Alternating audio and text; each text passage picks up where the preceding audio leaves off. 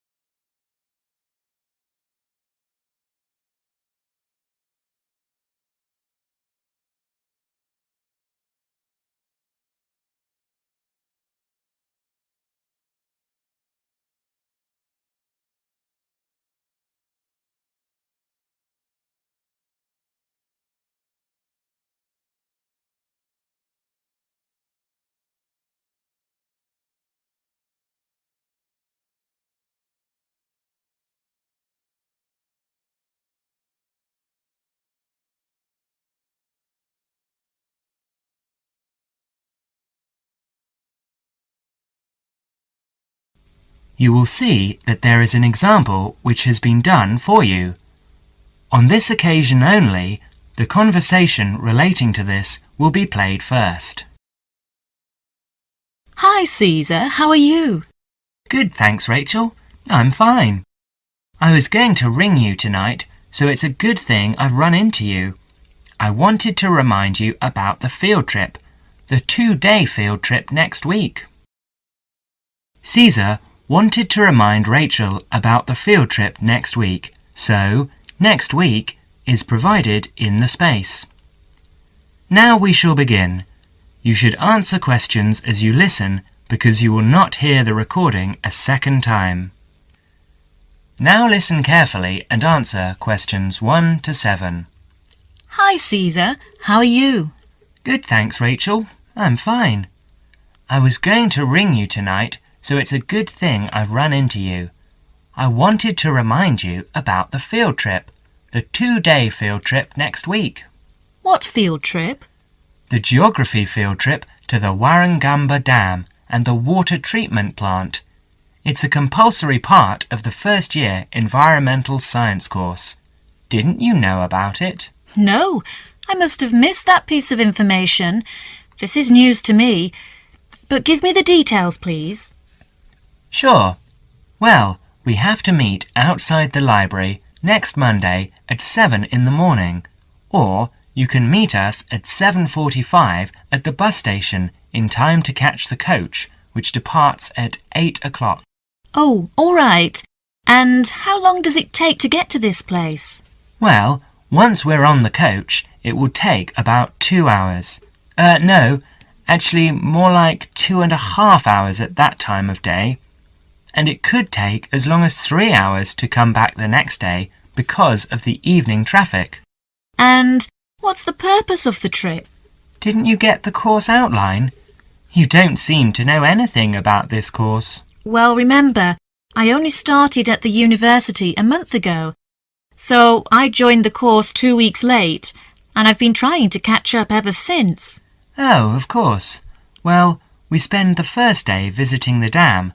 I believe we actually go inside the wall of the dam, which is really quite interesting, to see the dam functioning, you know, how much they regulate the water supply each day, depending on how much water is needed downstream in Sydney.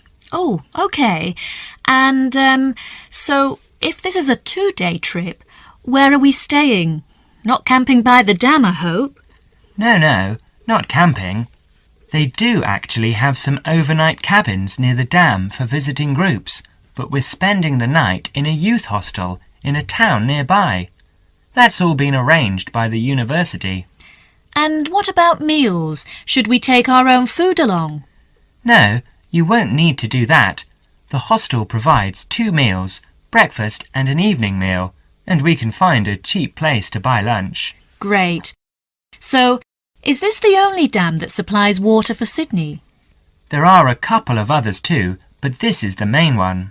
Well, with a population of over 4.5 million people, I suppose we do use thousands of litres each day. Absolutely. In fact, according to my notes here, They pump the water through something like 20,000 kilometres of pipes and canals and store the water in 262 service reservoirs. And each day we use enough water to fill 600 Olympic swimming pools. Now you will have another chance to look at questions 8 to 10.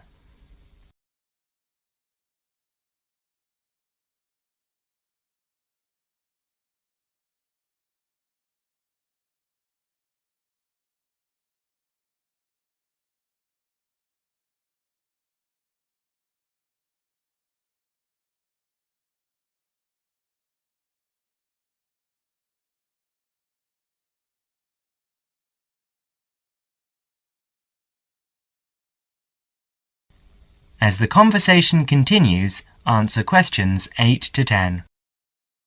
And what's happening on the second day? Well, we're coming back to town and going to the water treatment plant to see how they purify the water for drinking. Oh, that should actually be quite interesting. I'll bring my camera. Yes, that's a good idea, because we're supposed to include original photos for the final piece of work at the end of the course. And make sure you bring a notebook and pen or pencil. OK, I'll do that.